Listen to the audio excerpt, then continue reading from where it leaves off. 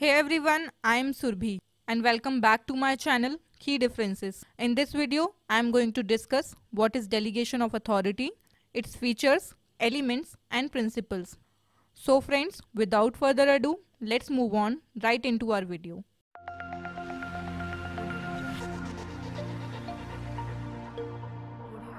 Delegation of authority.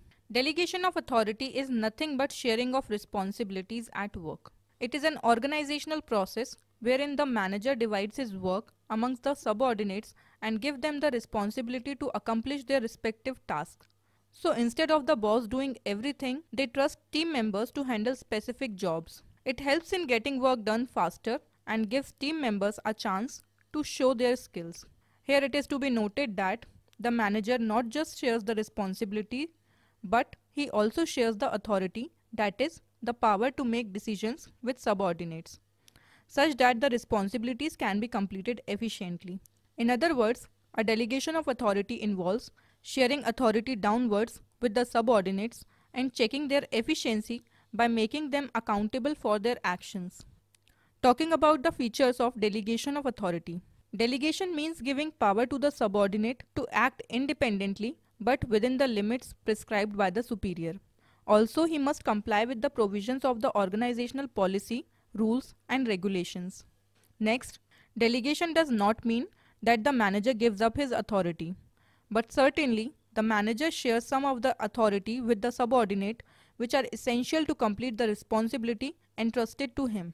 Next, authority once delegated can be further expanded or withdrawn by the superior depending on the situation. Next, the manager cannot delegate the authority which he himself does not possess.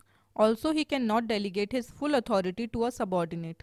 Next, the delegation of authority may be oral or written and may be specific or general. Next, the delegation is an art and must comply with all the fundamental rules of the organization. Coming to the elements of delegation of authority. There are three elements of delegation of authority. The first one is responsibility. Responsibility means assigning the work to an individual. The managers assign certain responsibilities to subordinates for the completion of certain tasks on their behalf. An individual has to apply all his physical and mental abilities to get the task completed efficiently. Here it is to be noted that the manager can only assign the responsibility, and in case the subordinate fails to complete the task within the given time frame, the manager will be answerable to his seniors. Hence, the responsibility flows upwards.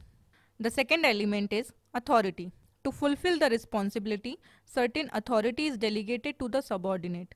Authority means the power to make decisions.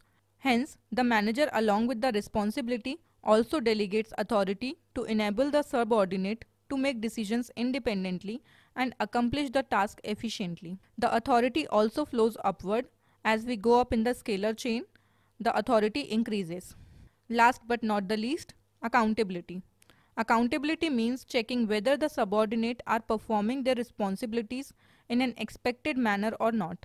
Accountability cannot be delegated, which means in case of non-completion of the task, the manager will be solely responsible for it, not the subordinates. The accountability also flows upwards. That is, the subordinates will be accountable to the manager and manager to his superior. Talking about the principles of delegation of authority. Functional definition. An organization is comprised of different functional departments, each contributing to the organizational goals and in turn having its specific objectives.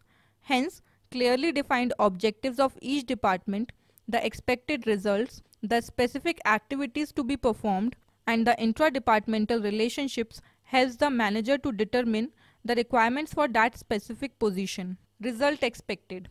Before delegating the authority, the manager must know the purpose of such delegation and the results expected from it. For this, the manager must clearly define goals, targets, and performance standards for effective task accomplishment. This principle helps in determining the authority to be delegated, which is sufficient for completing the responsibility. Next, parity of authority and responsibility. This principle states that authority and responsibility must coexist.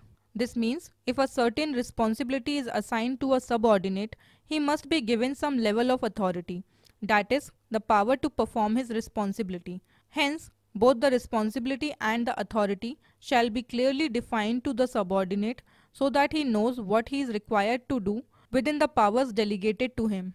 Unity of command. Each subordinate should have a single supervisor to whom they report and from whom they receive authority. This means the subordinate should get orders from single supervisor and perform those responsibilities as assigned by him. This ensures clear communication and avoids conflicts. Next, absoluteness of responsibility. This principle means even after delegating the authority to the subordinate to perform certain tasks on the manager's behalf, the manager will be solely responsible for the actions of the subordinate. Hence, the responsibility is absolute and remains with the superior. So, responsibility cannot be fully transferred. The scalar principle, this means establish clear lines of authority outlining who works under whom. This creates a proper hierarchy in the organization and helps the subordinate to know who delegates the authority to him and to whom he shall be accountable, and also whom he shall contact in case something goes wrong. The last principle is